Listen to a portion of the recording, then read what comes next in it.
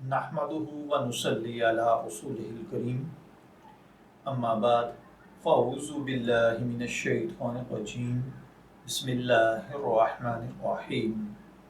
अस्सलामु अलैकुम dear viewers, आपके फेवरेट इस्लामिक इंफॉर्मेटिव चैनल से मैं हूं प्रोफेसर शब्बीर अहमद। हमारा आज का टॉपिक है, क्या कुर्बानी के जानवर में 8 आदमी शरीक हो सकते हैं या नहीं। ये एक सवाल है जो एक भाई ने पूछा है। वो कहते हैं कि एक बड़े जानवर में 7 अफराद शरीक थे, जिनमें से बाज़ शुरका की कुर्बानी नफल थी और बाज़ की वाजिब।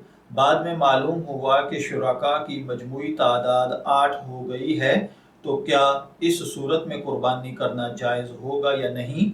अलबत्ता वो 8 शुरका कुर्बानी करके अपने अपने हिस्से का गोश्त गुज़िश्ता साल खा चुके हैं।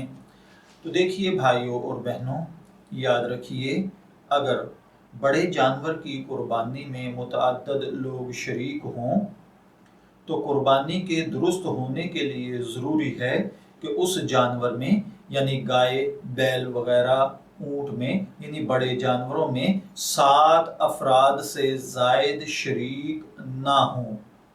अगर किसी जानवर में 8 अफराद शरीक हो जाएं तो इन 8 में से किसी की भी कुर्बानी दुरुस्त नहीं होगी।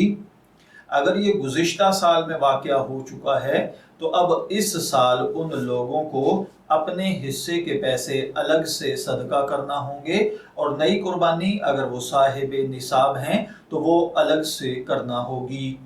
मैं दुआगो हूँ कि अल्लाह ताला हमें इन बातों को समझकर इनके मुताबिक अमल करने की तौफीक अता फरमाए। शब्बीर अहमद को इजाज़त दीजिए, फिर हाजिर होंगे किसी नए टॉपिक के साथ।